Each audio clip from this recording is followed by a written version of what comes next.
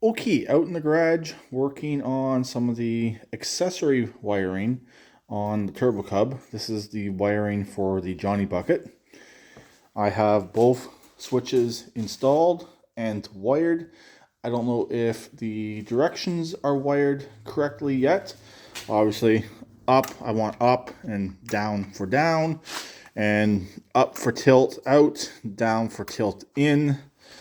I don't know if those are 100% correct yet, but they're all hooked up and ready to go. Everything's wired. If I gotta swap stuff, yeah, it's not the nicest. Let me turn on the light for you. It's not the nicest in there. Not a lot of room, but it's doable. I got all the wiring tucked down behind instead of in front. And I have the wiring going to the bucket coming out right here. There's an existing hole in the frame on each side. So that's coming out to where the Johnny Bucket will go. I'm pretty sure I have this on the correct side. If I have to swap it to the other side, I will be able to. I got enough wire length to do so. On this side over here, these are the wires that go to the battery. Like I said before, the Johnny Bucket will have constant power. I'm not going to run it through that fuse block. I'm not going to run it through the key. So these will go straight out to the battery, but these do need to be lengthened. So when I go to Canadian Tire next, actually I could have went to Home Hardware today. It's December 23rd, 2024. Just to give you an idea. I could have went there today, but I didn't. I gotta get 2 new battery terminal ends. The negative is pretty bad. The positive isn't much better. So I'm gonna get 2 new ends for the battery. Then I can just add all the wires back onto it. The next step is to get all these red wires right here cleaned up. They're all going to be direct hots. So we'll have a direct hot for the headlights, the grid heater, and ignition. So there's still going to be 3 of them along here, but I think there's 4 current. No, there's 3. This heavy one, actually there's 4. This one right here as well. So we do have 4. This will be reduced down to 3 of them. So like I said, headlights, grid heater, and ignition power. Really, the ignition power and headlights can come off the same, but the ignition will have obviously ignition power. The headlights will have constant power. So what I could do is put a jumper wire between 2 of these terminals, and that would actually save 1 wire from having to be ran from the battery back. I might just do it that way.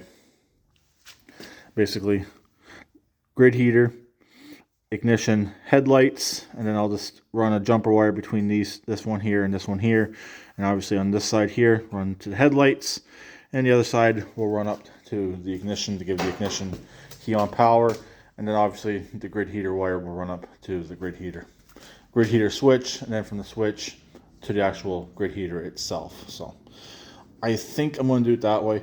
Also, some of these existing connectors in here do need to be replaced where that white tape is. So those ones do need to be gone through and checked over. Just make sure everything is hunky-dory. I already have 2 key on power feeds coming off the ignition. One, like I said before, will feed the voltage gauge, the backlight for the oil pressure gauge, and the hour meter. The second one will feed the fuel pump. So that's where we're at right now. I got a little bit of a low tire. I'll pump that up later. This machine actually has fairly new tires on it, which is pretty nice. So slowly but steadily, it is getting there. I was at dollar store earlier, picked up some zip ties, picked up a few other minor things, but hey, it's getting there. Accessory wiring is done for the Johnny Bucket pretty much. Whenever I get the wiring on the other side taken care of, all the power feeds, I'll get the power feeds for the Johnny Bucket lengthened and ran up to the battery.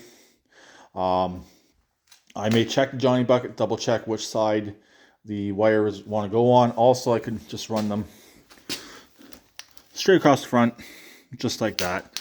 Not a big deal. So I do have my kerosene heater on just to help with a little bit of extra heat.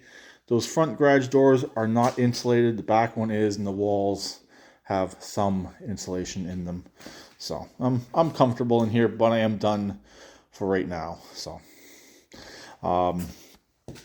then I still got to get the wires ran to the fuel pump and get the wires ran to the taillights. Also, the wires that are currently going to the headlights are these real thin wires. These will also get changed out. These are for those cheap LED lights you get from Amazon. So these will get changed out, and I'll put proper wiring going to the headlights, and we'll go from there. I'm still waiting on my turbo adapter, which I gave the guy a Christmas card who's making it. He didn't mention if it was done or not, but it's his Christmas break. I'm not going to bug him for it. I don't need it anyways until the spring, so it's not too big of a deal. He's having students make it.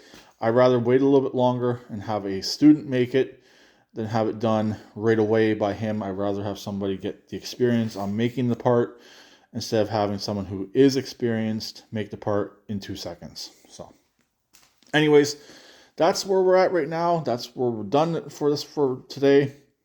And next step on this, like I said, get those wires done, get the Johnny Bucket frame mounted, and this machine needs an oil change really badly.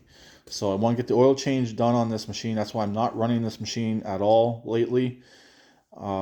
It desperately needs to be done. So I have everything to do the oil change. It's just a matter of getting it done.